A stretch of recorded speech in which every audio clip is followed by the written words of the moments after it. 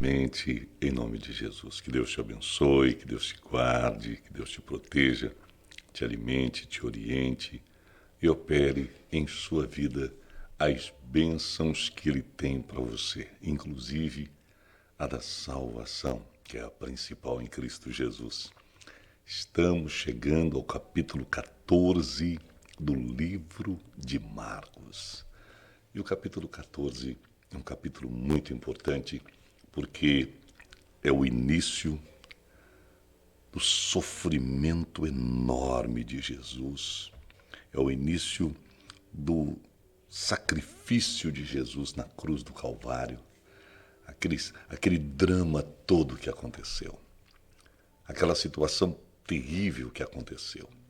Então, nós vamos orar para Deus acalmar o nosso coração e para Deus abrir a nossa mente, o nosso intelecto para aprendermos a sua palavra. Amém? Marcos capítulo 14. Pai, abra nossa mente e o nosso coração para ouvirmos a sua palavra que é eterna. Amém.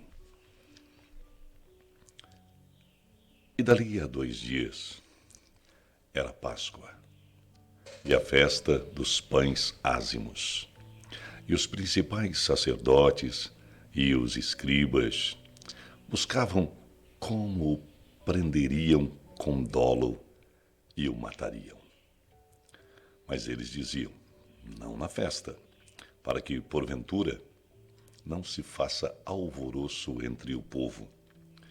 E estando ele em Betânia, assentado à mesa em casa de Simão o leproso, veio uma mulher que trazia um vaso de alabastro com unguento de nardo puro, de muito preço, e quebrando o vaso, lhe o derramou sobre a cabeça.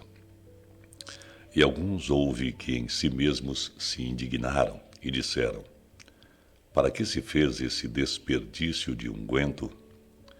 Porque podia vender-se por mais de 300 dinheiros e dá-lo aos pobres, e bramavam contra ela. Jesus, porém, disse, deixai-a, porque a molestais.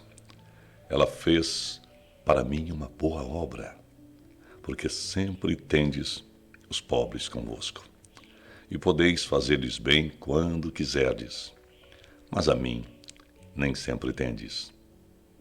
Esta fez o que podia, antecipou-se a ungir o meu corpo para a sepultura. Em verdade vos digo que em todas as partes do mundo, onde este evangelho for pregado, também o que ela fez será contado para a sua memória. E Judas Iscariotes, um dos 12, foi ter com os principais dos sacerdotes para lhe entregar. Eles, ouvindo-o, folgaram e prometeram dar-lhe dinheiro, e buscava como entregaria em ocasião oportuna. E no primeiro dia dos pães ázimos, quando sacrificavam a Páscoa, disseram-lhe os discípulos, aonde queres que vamos fazer os preparativos para comer a Páscoa? E enviou 2 dos seus discípulos e disse-lhes, ide à cidade, e um homem que leva um cântaro de água vos encontrará. Segui-o, e onde quer que entrar, dizei ao senhor da casa, o mestre diz, onde está o aposento em que hei de comer a Páscoa com os meus discípulos? E ele vos mostrará um grande cenáculo mobiliado e preparado. Preparai-a ali. E saindo os seus discípulos foram à cidade, e acharam, como lhes tinha dito, e prepararam a Páscoa. E chegada a tarde foi com os 12, e quando estavam assentados para comer, disse Jesus, em verdade vos digo que um de vós, que comigo come, há de me trair. Vamos repetir esse versículo. E quando estavam assentados para comer, disse Jesus, em verdade vos digo que um de vós, que comigo come, há de me trair. E eles começaram a entristecer-se e a dizer-lhe, um após o outro, sou eu? E o outro disse, sou eu. Mas ele respondendo, disse-lhes, é um dos 12, que põe comigo a mão no prato. Na verdade, o Filho do Homem vai, como dele está escrito, mas ai daquele homem, por quem o Filho do Homem é traído. Bom seria para tal homem não haver nascido. E comendo eles, tomou Jesus o pão e, abençoando-o, partiu e deu-lhe e disse: Tomai, comei, isto é o meu corpo. E tomando o cálice e dando graças, deu-lhe, e todos beberam dele. E disse-lhes: Isto é o meu sangue, o sangue do Novo Testamento, que por muitos é derramado. Em verdade vos digo que não beberei mais do fruto da vide, até aquele dia em que o beber novo convosco no reino de Deus.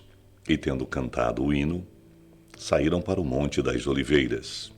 E disse-lhes Jesus: Todos vós, esta noite, vos escandalizareis em mim, porque está escrito: ferirei o pastor, e as ovelhas se dispersarão. Mas depois que eu houver ressuscitado, irei adiante de vós para a Galiléia. E disse-lhe Pedro: ainda que todos se escandalizem, nunca porém eu. E disse-lhe Jesus: em verdade te digo que hoje, nesta noite, antes que o galo cante 2 vezes, 3 vezes me negarás. Mas ele disse com mais veemência: ainda que me seja necessário morrer contigo, de modo nenhum te negarei. E da mesma maneira, todos diziam. E foram para um lugar chamado Getsêmani. E disse aos seus discípulos: assentai-vos aqui enquanto eu oro. E tomou consigo a Pedro, a Tiago e a João, e começou a ter pavor e a angustiar-se. E disse-lhes: a minha alma está profundamente triste até a morte. Ficai aqui e vigiai. E tendo ido um pouco mais adiante, prostrou-se em terra e orou para que, se fosse possível, passasse dele aquela hora. E disse: Abba, Pai, todas as coisas te são possíveis. Afasta de mim esse cálice, não seja, porém, o que eu quero, mas o que tu queres. E, chegando, achou-o dormindo e disse a Pedro: Simão, dormes? Não podes vigiar 1 hora? Vigiai e orai, para que não entreis em tentação. O espírito, na verdade, está pronto, mas a carne é fraca. E foi outra vez e orou, dizendo as mesmas palavras. E voltando, achou-os outra vez dormindo, porque os seus olhos estavam pesados, e não sabiam o que responder-lhe. E voltou 3ª vez e disse-lhe: dormi agora e descansai. Basta, é chegada a hora. Eis que o Filho do Homem vai ser entregue nas mãos dos pecadores. Levantai-vos, vamos. Eis que está perto o que me trai. E logo, falando ele ainda, veio Judas, que era um dos 12, da parte dos principais sacerdotes e dos escribas e dos anciãos, e com ele uma grande multidão, com espadas e varapaus. Ora, o que o traía tinha-lhes dado um sinal, dizendo: aquele que eu beijar, esse é. Prendei-o e levai-o com segurança. E logo que chegou, aproximou-se dele e disse-lhe: Rabi, Rabi, e beijou-o. E lançaram-lhe as mãos e o prenderam. E um dos que ali estavam presentes, puxando da espada, feriu o servo do sumo sacerdote, cortou-lhe uma orelha. E, respondendo Jesus, disse-lhes: saíste com espadas e varapaus a prender-me como a um salteador? Todos os dias estava convosco ensinando no templo, e não me prendestes. Mas isso é para que as Escrituras se cumpram. Então, deixando-o, todos fugiram. E um certo jovem o seguia, envolto em um lençol sobre o corpo nu, e lançaram-lhe a mão, mas ele, largando o lençol, fugiu nu. E levaram Jesus ao sumo sacerdote, e ajuntando-se todos os principais dos sacerdotes, e os anciãos, e os escribas, e Pedro seguiu de longe até o pátio do sumo sacerdote. Estava assentado com os servidores, aquentando-se ao lume, e os principais dos sacerdotes e todo o concílio buscavam algum testemunho contra Jesus para o matar e não o achavam, porque muitos testificavam falsamente contra ele, mas os testemunhos não eram coerentes. E levantando-se alguns, testificaram falsamente contra ele, dizendo: Nós ouvimos-lhe dizer: Eu derrubarei esse templo, construído por mão de homens, e em 3 dias edificarei outro, não feito por mãos de homens. E nem assim o seu testemunho era coerente. E levantando-se o sumo sacerdote no sinédrio, perguntou a Jesus, dizendo: Nada respondes? Que testificam esses contra ti? Mas ele calou-se e nada respondeu. O sumo sacerdote lhe tornou a perguntar e disse-lhe: És tu o Cristo, filho do Deus bendito? E Jesus disse-lhe: Eu sou. E vereis o Filho do Homem assentado à direita do poder de Deus e vindo sobre as nuvens do céu. E o sumo sacerdote, rasgando as suas vestes, disse: Para que necessitamos de mais testemunhas? Vós ouvistes a blasfêmia, que vos parece? E todos o consideraram culpado de morte. E alguns começaram a cuspir nele, e a cobrir-lhe o rosto, e a dar-lhe punhadas, e a dizer-lhe: profetiza, e os servidores davam-lhe bofetadas. E estando Pedro embaixo no átrio, chegou uma das criadas do sumo sacerdote, e vendo a Pedro, que estava aquentando, olhou para ele e disse: Tu também estavas com Jesus o Nazareno.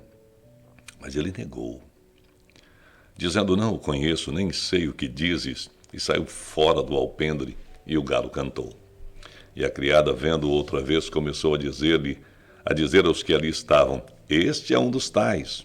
Mas ele o negou outra vez. E pouco depois, os que ali estavam disseram outra vez a Pedro: Verdadeiramente tu és um deles, porque és também galileu, e a tua fala é semelhante. E ele começou a praguejar e a jurar: Não conheço esse homem de quem falais. E o galo cantou 2ª vez. E Pedro lembrou-se da palavra que Jesus lhe tinha dito: Antes que o galo cante 2 vezes, 3 vezes me negarás. E retirando-se dali, chorou. Que texto extraordinário, né? Que texto extraordinário. O sofrimento de Jesus, abandonado por todos, inclusive pelos mais próximos. O capítulo 14, como você viu, narra a intenção das autoridades em matar Jesus. Existia um plano, uma ideia que foi crescendo no coração das autoridades religiosas judaicas, do sumo sacerdote, do sinédrio, dos escribas, dos fariseus, dos herodianos, dos saduceus. Começou-se a procurar uma maneira de matar a Jesus. O texto também destaca a presença de Jesus em Betânia, durante uma refeição na casa de Simão. E nesse encontro, você viu uma mulher unge a Jesus com um perfume caríssimo, em sinal de amor, reverência, gratidão. Algo que o Senhor Jesus elogia e diz que a atitude dela seria lembrada para sempre. E realmente, 2000 anos depois, cá estou eu, falando sobre esse tema, falando sobre essa mulher. A palavra dele é viva. E após o relato, vai para Judas, que se reúne com as autoridades para entregar a Jesus. E agora ele fica procurando um jeito, um dia, um momento, uma hora oportuna para entregá-lo. E durante a última Páscoa, Jesus institui a ceia do Senhor, um memorial que nós fazemos nas igrejas até hoje, todas as igrejas cristãs fazem. E o nome do Senhor Jesus é celebrado até hoje em todas as igrejas. Você vê que a palavra dele é sempre, sempre eterna. E o Senhor vai deixando os seus discípulos cada vez mais cientes de que o momento do sacrifício está chegando. O mais interessante também, eu não sei se você parou para pensar nisso, é que Jesus sabia que Judas era traidor. Sabia que Judas não jogava no time. Sabia que Judas era um infiltrado. Judas nunca enganou Jesus. Nunca. Tanto que naquele momento ele deixa claro. Porque não era algo, preste atenção, Judas era muito dissimulado. Não era algo que eles todos já desconfiassem. Você percebe que quando Jesus disse, um de vocês, aí todos começam a se perguntar, sou eu, Senhor? Será que sou eu? Será que sou eu? Ou seja, ninguém apontou o dedo para Judas e falou, é ele, eu estava sabendo, eu estava ciente. Não, ninguém desconfiava, só Jesus sabia.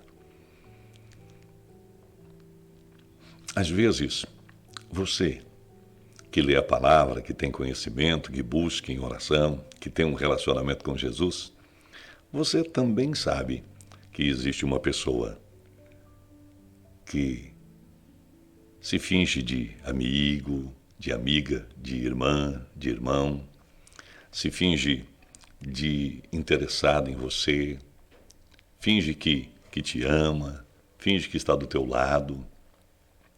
E você sabe, Deus te revela que essa pessoa, na verdade, ela não está firme com você. Ela procura um jeito de te prejudicar, porque qualquer coisinha que você faça magoa essa pessoa.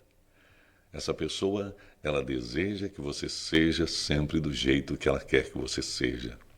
E essas pessoas, elas vão te sugando e você tem que tomar muito cuidado com elas. Mas todos nós, todo ser humano de coração e todo cristão, toda pessoa que serve a Jesus, tem sempre aparecendo durante várias fases da sua vida os Judas. E você tem que ficar atento. Às vezes você nem o afasta, às vezes você nem a afasta, mas você identifica. E Jesus permitiu que Judas fizesse exatamente aquilo que Jesus tinha controle. Ele nunca, Jesus, perdeu o controle de nada. E Judas fez, com o coração cheio de inveja, com o coração cheio de interesse financeiro, achando-se certo, não fez uma autoanálise, não buscou depois de ter errado a misericórdia. Judas ficou na história como aquela pessoa que prefere a corda do que voltar e pedir perdão de verdade pelas faltas que cometeu. Jamais se analisa e sempre se vitimiza. Jesus, então, no texto, ele fala sobre Pedro, que diz que vai morrer até se necessário for, mas jamais vai abandoná-lo. E Pedro não apenas foge, mas também o nega. Mas tudo isso está dentro do controle de Jesus. Mas Pedro imediatamente se arrepende e chora. Eu quero, nesse momento, abraçar você de perto e de longe e dizer a você que esse mesmo Jesus, aqui no capítulo 14, está indo para o sacrifício na cruz do Calvário, para que você que acredita na vida eterna, você que acredita no novo céu e na nova terra, você que acredita na salvação, para que você seja salvo, porque não havia nenhuma possibilidade de você ser salva, de você ser salvo, de você ter vida eterna, de você ter uma vida com sentido aqui na terra, sem que Jesus passasse por isso. E ele não precisava passar, mas passou, e passou por você. Por você. Começou naquela noite um grande sofrimento, agressões, tapas, surras, cuspidas, cusparadas. Nossa! Nós vimos os sacerdotes tramando. Nós vimos os sacerdotes, os religiosos, buscando testemunhas falsas para incriminá-lo. Nós vimos o início da agonia, a acusação e mais a acusação. Nossa! Já lemos essas coisas no livro de Mateus, que está aqui na playlist também, capítulo por capítulo, mas toda vez que a gente lê isso, a gente sente assim uma vontade de estar lá e dizer: Senhor, eu estou aqui contigo. Hoje Ele está aqui com você. Hoje Ele está nesse momento comigo também. E Ele está te convidando. Ele já morreu, Ele já pagou, Ele já ressuscitou, Ele já ficou 40 dias aqui depois disso e Ele já ascendeu aos céus e Ele está à direita do Pai, mas também está nesse momento batendo a porta do seu coração. Se você abrir a porta e disser: entra, Senhor, Ele vai entrar e vai mudar a tua história. Repita comigo se você deseja: Senhor Jesus, eu abro a porta da minha vida. Entra, Senhor, e toma conta. Amém. Um abraço, Deus te abençoe. Amanhã, capítulo 15, em nome de Jesus.